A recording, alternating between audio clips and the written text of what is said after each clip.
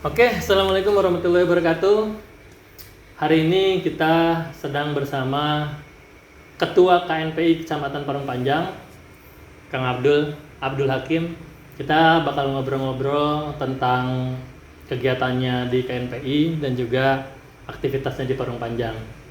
Assalamualaikum warahmatullahi wabarakatuh. Waalaikumsalam. Saya Abdul Hakim, Ketua PKKNPI Parung Panjang, di mana saya dimulai dari 2019 dapat tugas di KNPI. Di 2021 ini adalah akhir jabatan kita. Ayo. Terima kasih buat Kabar Parung Panjang yang sudah mau silaturahmi dengan saya ini, Mas Fahmi dan juga kru ya. Mudah-mudahan silaturahmi ini dan kegiatan ini bermanfaat buat seluruh warga masyarakat Parung Panjang, khususnya umumnya untuk warga Indonesia pemudanya khusus. Terus tentang aktivitas di KNPI, dulu gimana ceritanya bisa jadi ketua KNPI di Kecamatan Parung Panjang? Awalnya tuh gimana ceritanya? Saya bercerita dulu ini ya, dari awal kenal KNPI itu ya. Waktu itu di tahun 2012-an lah. 2012-an kita sempat menjadi pengurus PKKNPI Kecamatan Legok, Kabupaten Tangerang. Oh, malah awalnya tuh bukan di Parung Panjang ya? Bukan gitu. Di Legok. Itu karena apa? Karena emang domisili waktu itu tuh masih di Ya, Tangerang? waktu itu kita emang sebagai pemuda Kabupaten Tangerang. Oh. Waktu itu kita masih jagoan single lah ya. Jagoan single. Nah, kita masih single di sana, ya kan. Begitu dengan bergulirnya waktu, saya mendapatkan jodoh orang Parung Panjang, khususnya Desa Cibunar ya. Itu istri saya di situ dan sekarang saya menetap di Desa Cibunar, Kecamatan Parung Panjang. Nah, disitulah gitu. Begitu kita datang ke Parung Panjang dengan bangga membawa alma mater KNPI dari Kabupaten Tangerang, Kecamatan Legok ya gitu. Memperkenalkan diri kepada senior-senior yang ada di Kecamatan Parung Panjang, mencari sosok tokoh pemuda di Parung Panjang. Ya waktu itu kita dikenalkan langsung oleh senior kita, Bapak Egi Gunadi. Terus waktu itu ketuanya Bapak Robi Binarta, ketua PK gitu kan. Ya kita sounding, silaturahmi gitu. Dan juga kita sempat menjadi kepengurusan di Karang Taruna juga, kecamatan. Karang Taruna Kecamatan Parung Panjang Parung Panjang sama Kang Medi. sama Kang Medi. Oh, sempet. Tapi dari Cibunar. Dari Cibunar. Oh, desa Karang Taruna desa lah gitu. Ya, gitu. Nah, seiring berjalan kita karena aktif waktu itu diangkat anggota sama Kang Robi waktu itu zamannya beliau. Saya sebagai anggota kemanapun beliau ada kegiatan ya saya yang cukup aktif lah di situ. Makanya pertimbangan senior kenapa harus saya menjadi KNPI di Parung Panjang ya mungkin karena keaktifan saya waktu itu di PKKNPI Parung Panjang di zamannya Kang Robi gitu Mas. Jadi pertama kali bawa seragam KNPI, bukan bawa seragam ya, dari Babat kayaknya Desa Babat, dari Babat ke Parung Panjang awalnya tuh jalurnya lewat Kang Egi. Iya. Pak Egi dulu berarti ya. Betul sekali. Dari Pak Egi baru akhirnya jejaringnya terbuka sampai ke akhirnya ke Pak Robi Iya. sebagai ketua KNPI Kecamatan Parung Panjang. Sampai akhirnya terpilihlah jadi ketua. Waktu pemilihan ketua KNPI berarti ini kan 3 tahun ke belakang, 2019 ya? Ya. 2019 itu ada calon lain selain Kang Abdul? Waktu itu kebetulan secara aklamasi waktu itu kita emang waktu persiapan macam itu kita tunggal. Kita itu tunggal dipersiapkan oleh para senior termasuk SCOC waktu itu. Saya sebagai tunggal, cuman ternyata pas di injury time itu ada rekan kita yang ingin juga ternyata mengajukan diri. Calon juga? Gitu kan waktu itu. Itu namanya yang sekarang jadi sekjen kita, Kang Hari. Oh, jadi Kang Hari itu dulu ikut jadi calon juga dari OKP? Dan waktu itu beliau kita nggak kenal ya. OKP apa waktu itu kita nggak begitu dekat waktu itu gitu. Jadi baru ketemu di Muscam itu ya?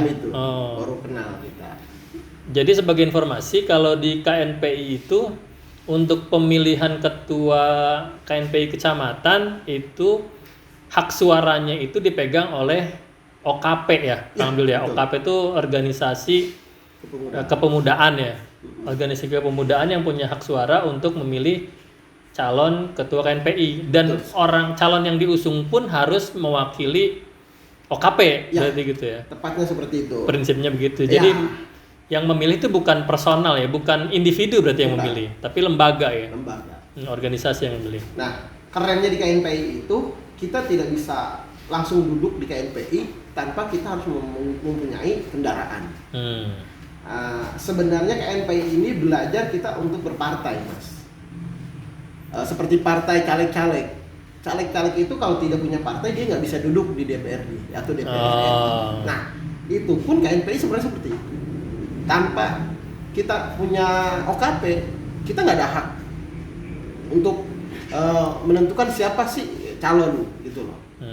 Hak politiknya nggak ada lah gitu Politiknya ya. nggak ada. Itulah kita belajar dari KNPI gitu loh. Tapi emang walaupun dalam aturan KNPI itu tidak boleh berpartai, tapi isinya tetap rasa partai karena Iya.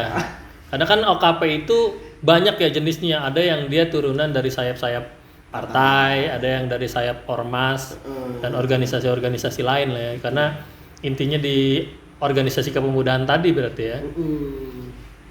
Jadi kalau saya sebagai individu, orang yang tidak punya bukan komunitas, punya OKP, tiba-tiba mau nyalon jadi ketua KNPI nggak bisa berarti ya? Oh, itu sangat tidak bisa. Karena aturan dari ADART itu secara personal tanpa dia membawa alat atau kendaraan khusus dari OKP itu sangat mustahil, nggak bisa gitu. Siap. Itu kerennya daripada KNPI. Dari pengertian KNPI aja kita kan udah jelas, kita itu hanya sebagai komite, ya. Komite itu adalah kita sebagai, kalau bahasa gagahnya itu pengawas lah. Ya kan gitu. Kan ada komite sekolah, kan gitu, komite yayasan, ya kan. Mereka itu kan mengawasi kegiatan-kegiatan yang ada di yayasan atau di sekolah tersebut. Nah, begitupun KNPI gitu. Prakteknya harusnya seperti itu, mengawasi OKP. Cuman bukan berarti mengawasi kegiatan OKP gitu. Cuman mengetahui, oh, di sini ada OKP ini, di situ ada OKP itu, gitu loh. Bahwa di satu daerah ada organisasi kepemudaan. Kayak gitu. Jadi mungkin kalau sederhana yang saya tangkap, komite itu kayak semacam jembatan lah gitu ya. Ya. Jembatan dari OKP ke stakeholder yang lebih tinggi mungkin gitu ya. Misalnya entah kalau di kecamatan tuh ada Muspika ya kan, ada Muspika kayak kecamatan, Koramil sama Polsek lah gitu ya, yang itu bisa ya sama kayak konsep sekolah, komite sekolah itu mungkin konsepnya seperti perwakilan dari wali-wali murid yang ada di sekolah sebagai jembatan ke pihak sekolah gitu ya, entah itu yayasan atau sekolah negeri tuh di kepala sekolah ya gitu ya. Nah, itulah seperti itulah gambaran KNPI itu sebenarnya gitu loh. Jadi dari berbagai OKP kita diskusi, menyerap aspirasi dari OKP, barulah kita nanti sebagai KNPI menyampaikan kepada stakeholder pemerintahan gitu. Nah, itu idealnya aturannya seperti itu Mas untuk KNPI gitu loh. Jadi kalau kita tarik sedikit, perbedaan antara KNPI sama Karang Taruna itu apa sebenarnya? Ini kan dua-duanya sama nih. Segmennya adalah sama-sama segmen pemuda. Ya. Yang satu komite kepemudaan, yang satu Taruna. Ya kepemudaan juga sama. Bedanya mungkin karena mungkin prinsipnya sama juga ya, jembatan juga ya. Itu Nah, jadi perbedaannya apa ya? sebenarnya gini, untuk Karang Taruna dan KNPI itu sebenarnya tidak ada perbedaan, Mas. Tapi naungannya beda. Naungan saja yang beda. Yang satu dispora, yang satu lagi dinsos. Dinsos itu aja sebenarnya. Tapi bergeraknya sama dengan kepemudaan. Seksinya daripada KNPI itu pengurusannya itu hanya sampai kecamatan. Nggak ada sampai ranting ke bawah. Tidak sampai ke ranting bawah gitu. Karena kita itu hanya OKP. Kalau Karang Taruna itu pemuda yang sampai ke bawah, yang sampai ke desa-desa gitu loh. Nah kadang di bawah ini kita Parung Panjang khususnya ya, ada ketua pemuda di setiap RT, Iya. ya kan, setiap kadus kan gitu loh. Nah mereka naunya kemana sih? Oh, itu Kan KNPI. begitu. Sebenarnya itu naunya bisa ke Karang Taruna, Oh. karena Karang Taruna itu adanya di desa, gitu loh. Kalau langsung ke KNPI, mereka harus punya wadah sebagai OKP. Nah, sedangkan kalau di desa-desa atau di kampung atau kadus RT-RT, mereka itu biasanya pengguyuban saja, bukan sebagai OKP. Gitu sih, Mas. Ya jadi kalau mungkin spesifik kalau Karang Taruna itu langsung ke individu, Ya, personal. Kalau KNPI itu lembaganya yang dinaungi ya. lembaganya. Gitu. Jadi yang satu segmennya adalah segmen personal. Kalau dalam bisnis tuh mungkin yang satu tuh B2B, KNPI itu business to business, Betul. lembaga ke lembaga. Kalau yang Karang Taruna B2C, business to B2C. customer. Yap. Oh, jadi Nah, langsung itulah. ke retail gitu lah ya. Kalau dalam bisnis gitu ya. Betul Iya, sekali iya, itu, iya. Mas, kayak gitu. Jadi inilah apa namanya? Simpelnya begitulah ya. Sistem, bukan sistem ya, segmennya begitu ya. Betul sekali, Mas. Terus ini kan udah berjalan berapa? 3 tahun ya, udah mau lengser, sudah mau demisioner lah gitu ya. Ya, Selama 3 tahun ini kegiatannya apa KNPI? alhamdulillah ya. Kalau kita selama 3 tahun ini kerasa atau tidak kerasa oleh kepemudaan di Kecamatan Parung Panjang, tapi kita selama 3 tahun ini sudah melaksanakan yang terbaik lah. Gitu. Kalau kita ucapkan dalam momen ini, bisa kita ucapkan beberapa kegiatan besarnya saja, ya gitu. Kalau contoh di musim pandemi ini, ya kan 2 tahun ini kita dihantam dengan pandemi. Iya. Di tahun pandemi pertama kita sibuk dengan kegiatan disinfektan ke setiap desa. Disinfektan. Tunggu, ini kan 3 tahun ke belakang berarti kan 1 tahun berjalan kepengurusan, tahun kedua langsung dihajar sama pandemi. Betul. seperti Gitu. itu. Tapi bukannya 2019 juga ya kita pandemi itu awal? Awal. Tapi kita waktu itu kondusif masih.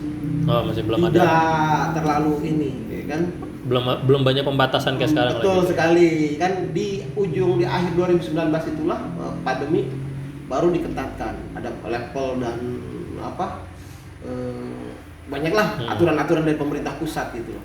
Kita di awal-awal itu kita bikin kegiatan yang jelas kita waktu itu setiap hari besar nasional itu kita bikin kegiatan kayak Sumpah Pemuda, ya kan, terus upacara pahlawan kayak gitu-gitu kita selalu lakukan kan itu, walaupun kita bergandengan dengan stakeholder yang ada kan gitu. Kita kerjasama dengan kecamatan kayak gitu, itu kita sering laksanakan. Terus kegiatan-kegiatan sosial itu yang kita laksanakan seremonial kayak santunan kayak gitu-gitu kita laksanakan lah gitu. Tapi di pandemi ini kita lebih ke sosialnya lebih banyak kemarin gitu.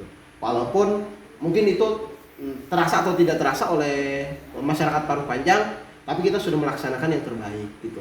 Kayak disinfektan, kita kerjasama dengan Damkar, kita kerjasama dengan relawan-relawan COVID yang ada tumbuh di Kecamatan Parung Panjang. Terus kita kerjasama dengan stakeholder yang ada di desa gitu. Kita alhamdulillah waktu itu hampir semua desa kita datengin untuk penyemprotan disinfektan. Gitu. Itu waktu awal pandemi. Nah, kemarin terakhir itu yang terbaru kita bikin kegiatan vaksinasi massal ya waktu itu. Vaksinasi massal. Baru-baru Oh, yang kemarin ya, yang di Madagaskar. Ya itu. Ya kita juga ingin ya kan terlibat membantu Dinkes untuk melaksanakan target capaian vaksin ya. Ya kayak gitu sih. Karena terakhir kan infonya tuh kenapa Bogor tidak turun dari level 3 ke level 1 karena target vaksinnya belum tercapai. Betul sekali Mas. Kenapa Kabupaten Bogor ini sulit tercapai? Karena dibandingkan dengan Bogor Kota, iya jauh. Jauh. Bogor Kota itu hanya bisa dihitung 2 atau 3 kecamatannya Kabupaten Bogor. Iya. Sedangkan Bogor itu 40 kecamatan. Kalau Kota Bogor tuh demografinya lebih kecil dibanding Kabupaten Bogor. Kabupaten Bogor ada 40 kecamatan. Sedangkan kota Jumlah kota mah udah bisa dihitung pakai jari lah. gitu. Kalau jumlah penduduknya sekian berapa juta loh itu? 2 juta lebih gitu. 5 juta terakhir saya info tuh 5 juta kalau nggak salah tuh jumlah penduduk. Kurang lebih segitu. Pokoknya Kabupaten Bogor tuh katanya juga emang paling kabupaten dengan luas atau penduduk terbanyak di Indonesia. Terpadat itu Kabupaten Bogor. Jadi selain itu kegiatan KNPI selama 3 tahun ke belakang itu lebih banyak ke aktivitas sosial dan kesehatan karena hubungannya dengan pandemi ya berarti ya. Kita moto kita sebenarnya kemarin itu pas saya menjadi ketua KNPI Parung Panjang, moto kita adalah bagaimana KNPI ini bisa dikenal oleh kepemudaan di Kecamatan Parung Panjang. Khususnya kepemudaan umumnya yaitu warga masyarakat Parung Panjang itu mengenal KNPI itu apa. Target kita seperti itu. Kan? Tapi alhamdulillah secara survei di lapangan sekarang masyarakat Parung Panjang itu tahu KNPI itu apa. Itu capaian-capaian yang menurut saya udah sampai lah gitu.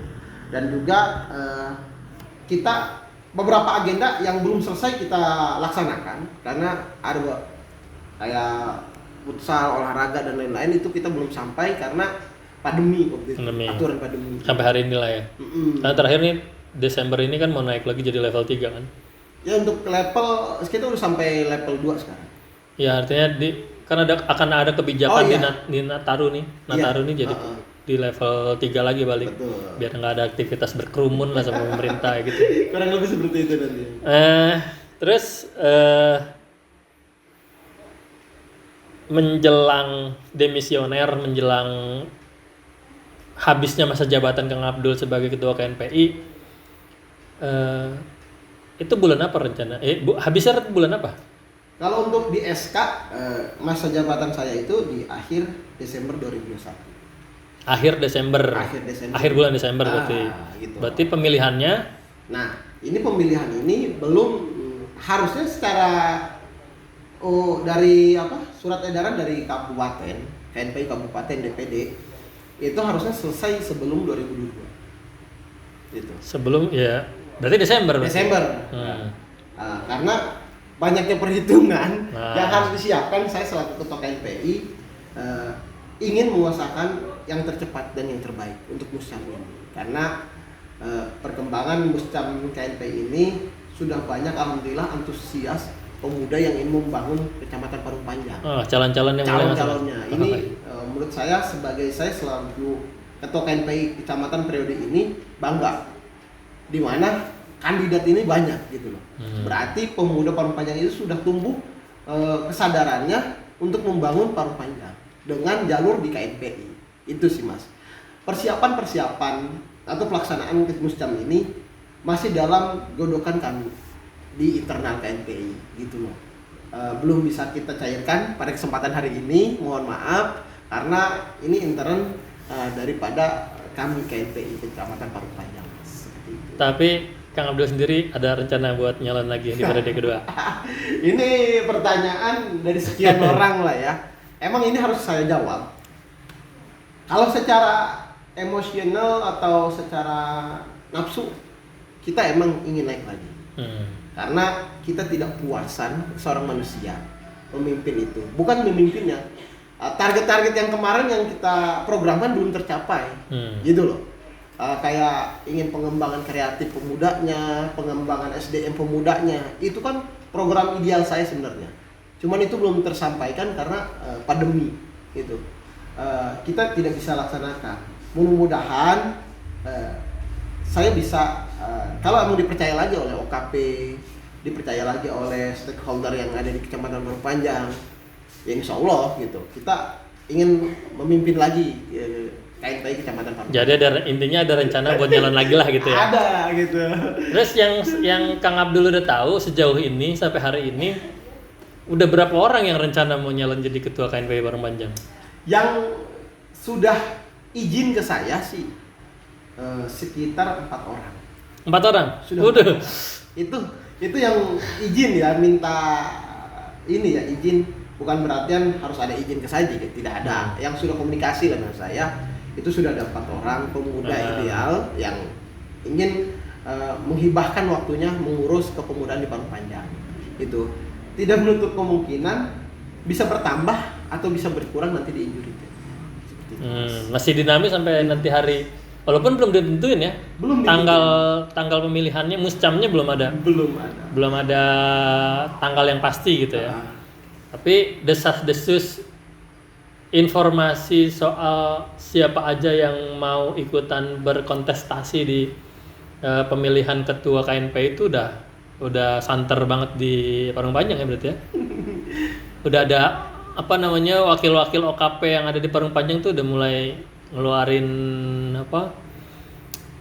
calon-calonnya lah gitu, calon-calon andalannya gitu ya buat jadi ketua KNPI.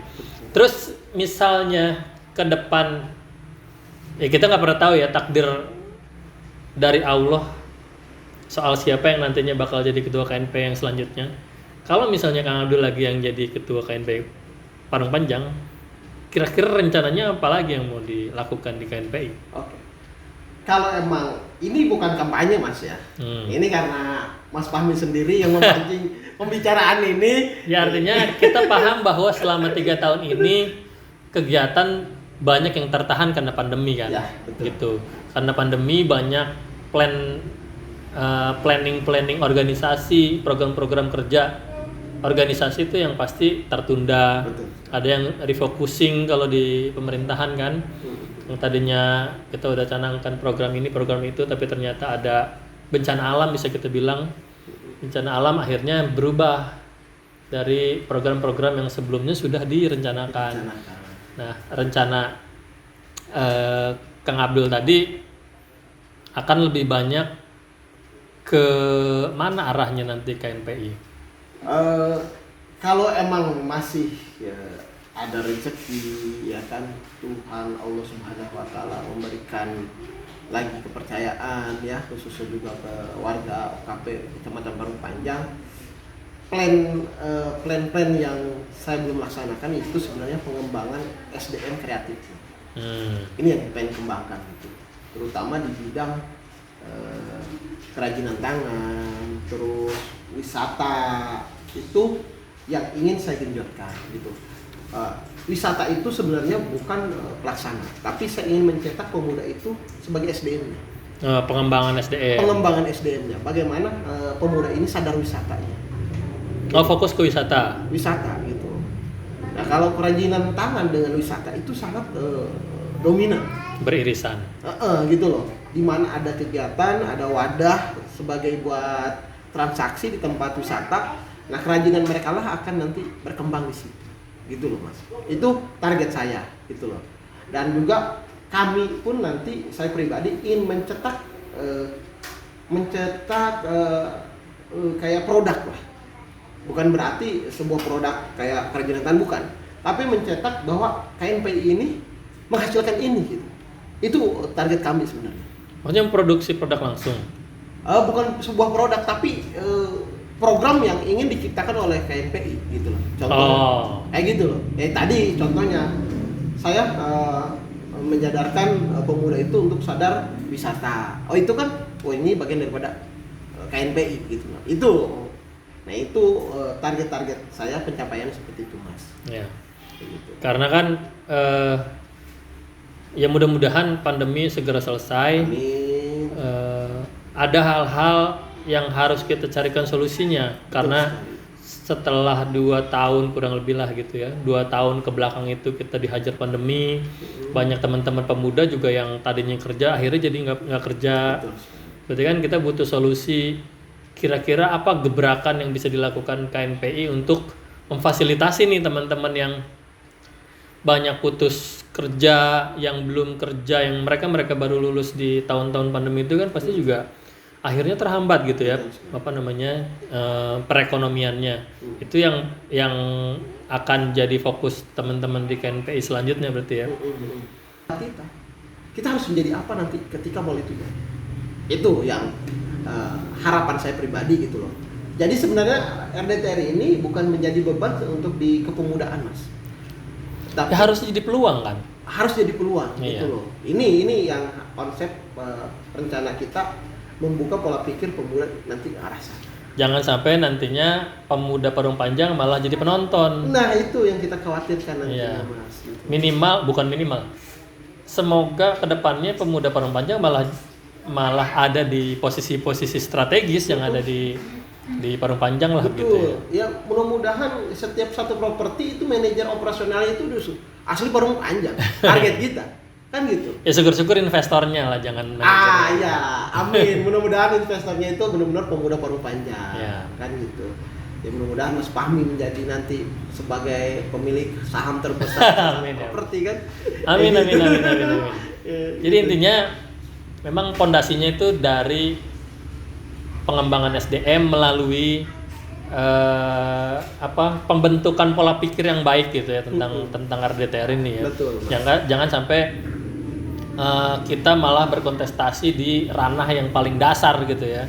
Kita pemuda Parung Panjang harus bisa menunjukkan kualitas diri kita bahwa kita mampu menduduki posisi-posisi strategis gitu. Nah, itu harapan kami. Mudah-mudahan itu menjadi dan terlaksana sesuai harapan kita, meskipun nanti saya sudah jadi dimisioner di KNPI, minimal saya ketika ke bawah ke junior bisa mengarahkan seperti itu, dan mereka siap untuk menerima perubahan-perubahan yang akan menjadi harapan luas kemajuan Parung Panjang. Siap. Jadi untuk periode kedua siap bertarung lagi ya, berkontestasi lagi di pemilihan ketua KNP ya. Bismillah, kita siap untuk ikut lagi kontestasi. Mudah-mudahan planning yang sudah saya siapkan di periode pertama itu bisa dilaksanakan nanti di periode pertama. Oke. Jadi kemungkinan akan pemilihan ketua KNP yang baru muscamnya itu akan di sekitar bulan Januari. Mudah-mudahan di Desember ini sudah bisa dilaksanakan. Mas. Kita akan percepat secepat mungkin. Kayak gitu. Siap. Terima kasih banyak Kang Abdul. Siap, sama-sama Mas. Mudah-mudahan lancar terus dengan KNPI. Amin. Terus di kehidupan pribadinya juga bisa bermanfaat buat masyarakat juga. Amin. Sampai ketemu lagi di lain waktu. Oke, saya juga terima kasih kepada Kabar Parung Panjang, khususnya Mas Fahmi dan kru yang kesempatan sore hari ini sudah silaturahmi dengan saya. Semoga Kabar Parung Panjang semakin dipercaya oleh masyarakat. Amin. Subscribe-nya juga juga makin banyak ya kan. Followernya juga makin banyak. Yang tentunya program-program yang ada di Kabar Parung Panjang ini menjadi dominan di khususnya Parung Panjang. Siap, amin mudah-mudahan. Oke, kalau gitu sekian untuk podcast kita hari ini. Mudah-mudahan ada nilai-nilai yang bisa teman-teman dapatkan dari obrolan kita sama Kang Abdul hari ini. Sampai ketemu di lain kesempatan. Assalamualaikum warahmatullahi wabarakatuh. Waalaikumsalam warahmatullahi wabarakatuh.